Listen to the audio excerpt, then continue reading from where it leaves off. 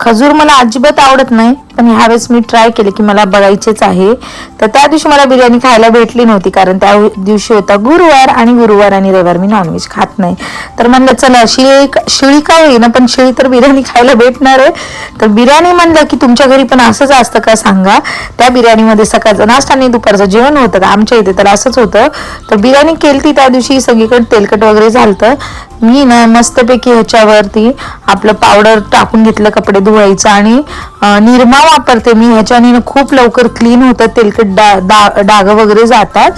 तर मग मस्तपैकी किचन असं निरमा टाकून क्लीन करून घेतलं, कारण त्या दिवशी ना मला कुठलाही स्वयंपाक करायचा नव्हता, कारण बऱ्यापैकी बिर्याणी शिल्लक होती आणि खूप छान झाली ती बिर्याणी आणि वेगळीच चव आली ती इसेन्समुळे. तर तुम्ही पण ट्राय करा बिर्याणी इसेन्स. आणि बघू शकता तुम्ही किचन कट्टा मस्त क्लीन झाला.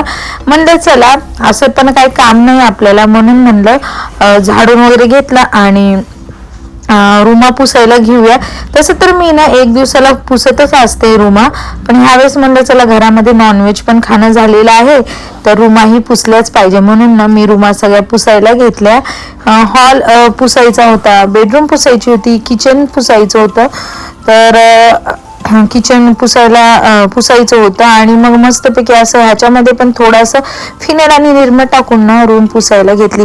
जेव्हा आपण घर पुसतो ना तेव्हा वेगळीच पॉझिटिव्ह फिलिंग येते की किती क्लीन वाटतं. असं म्हणतात ना, घर स्वच्छ असेल, आपल्या आजूबाजूच्या वस्तू स्वच्छ असतील, त्याच्यामुळे आरोग्य निरोगी राहतं आणि आपलं मन सुद्धा स्वस्थ राहतं असं म्हणतात बरं का. तर असो, तर नंतर ना म्हणलं चला इथपर्यंत पुसून घेतलं तर बाहेरचा मोठा हॉलही पुसून घ्यावा, म्हणून हॉलही पुसायला घेतला. आणि कसं आहे, माझ्या आतल्या बेडरूमची फरशी पांढरी असल्यामुळे त्याला ना थोडं पण डाग पडलं ते तर पुसण्यात येतच, पण हॉल ना कधीतरी मी समोरचा पुसायला घेत असते.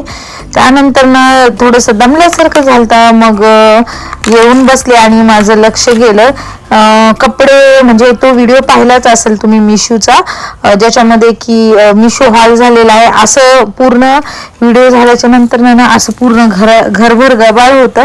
म्हणलं जेव्हाच्या तेव्हा करून ठेवलं ना तर बरं. तर कोणी हा जर व्हिडिओ बघितला नसेल ना हा कपड्यांचा, तर नक्कीच बघा. खूप छान छान कुर्ती आणि कॉट सेट होते ह्याच्यामध्ये.